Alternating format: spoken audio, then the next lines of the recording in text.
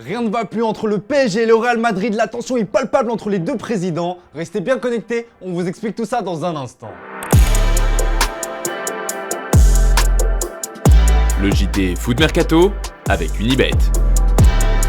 Bonjour à toutes et à tous et bienvenue dans ce nouveau JT Foot Mercato. La rivalité sportive entre le PSG et le Real Madrid s'est intensifiée ces dernières années. Elle a même pris une toute autre dimension depuis que Nasser Al-Khelaifi a été élu président de l'ECA et que Florentino Pérez milite toujours pour la création du projet de Super League. Véritable serpent de mer du football européen, le projet de création de la Super League n'est pas encore officiellement terminé. Ils étaient 12 clubs fondeurs au départ, ils ne sont désormais plus que 3, le Real Madrid, le FC Barcelone et la Juventus. Ces trois géants du football européen font actuellement l'objet d'une procédure disciplinaire pour leur implication dans la création de ce projet et risquent une suspension en Ligue des Champions. Le verdict est attendu en fin d'année. À la tête de l'Association européenne des clubs et membre du comité exécutif de l'UEFA, le président du PSG Nasser Al-Khelaifi a réaffirmé fermement son opposition lors d'un entretien accordé aux médias américains Politico tout en glissant un tacle au Real Madrid. Nous continuons à travailler sans eux. Vous savez, s'ils veulent revenir, ils sont bien sûr les bienvenus. Ce qui est étrange, c'est qu'ils célèbrent également la victoire dans la compétition de clubs de l'UEFA, qui est sans doute la meilleure compétition de clubs au monde. Il est donc très étrange que vous alliez à l'encontre de toutes les compétitions de clubs fantastiques qui existent et que vous participez, célébrez et profitiez des trophées.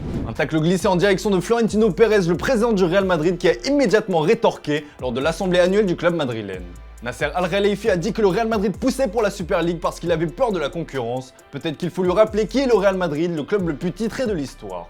Grosse ambiance. Et pendant que les deux présidents se livrent une guerre sans merci, Alexander Čeferin a tenu à mettre les choses au clair sur ce projet qui a créé un véritable séisme au sein du football européen. Le président de l'UEFA a accordé un entretien à un média slovène dans lequel il revient sur l'actualité mouvementée autour de la Ligue des Champions et notamment du projet de Super League. Nous avons 3 présidents de clubs qui réclament encore quelque chose pour leur ego, mais d'un autre côté, ils ont été les premiers à s'inscrire en Ligue des Champions de peur d'être expulsés. Les Anglais ne se réuniront définitivement plus et je ne vois pas de compétition sérieuse sans les clubs anglais qui sont probablement les plus grands du football européen. Alexander Čeferin a également confirmé que les relations avec Florentino Pérez restaient toujours aussi cordiales.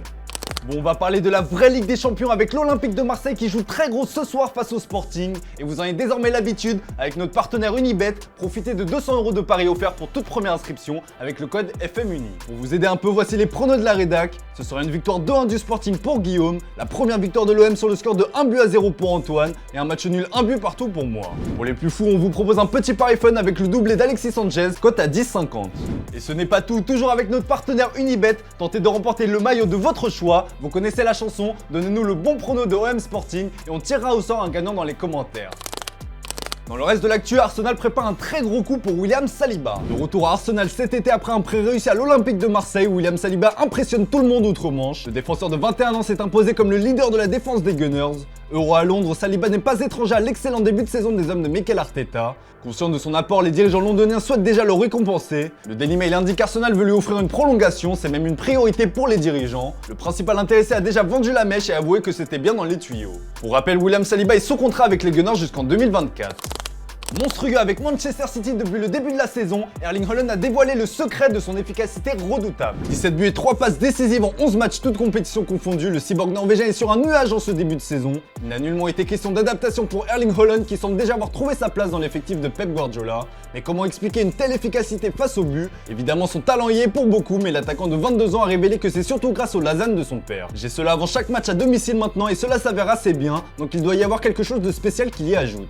J'aide très peu, je suis surtout allongé sur le canapé à le regarder. C'est comme ça que ça marche, confie-t-il dans des propos rapportés par le Daily Mail. 3 triplés d'affilée à l'Etihad Stadium, la recette miracle fonctionne à merveille. Allez, comme d'hab les amis, on se quitte avec l'image du jour. À 34 ans, Gonzalo Higuaín a annoncé qu'il va prendre sa retraite à l'issue de la saison avec l'Inter Miami. Passé par le Real Madrid, la Juventus, le Napoli et bien d'autres grands clubs européens, Pipita n'a pas pu retenir ses larmes lors de l'annonce. On lui souhaite tout le meilleur pour la suite. Allez, bonne soirée à vous, merci pour votre fidélité, on se retrouve dès demain pour un nouveau JT Foot Mercato. Muchas gracias a los que siempre confiaron en mí. Muchas gracias a todos por su atención.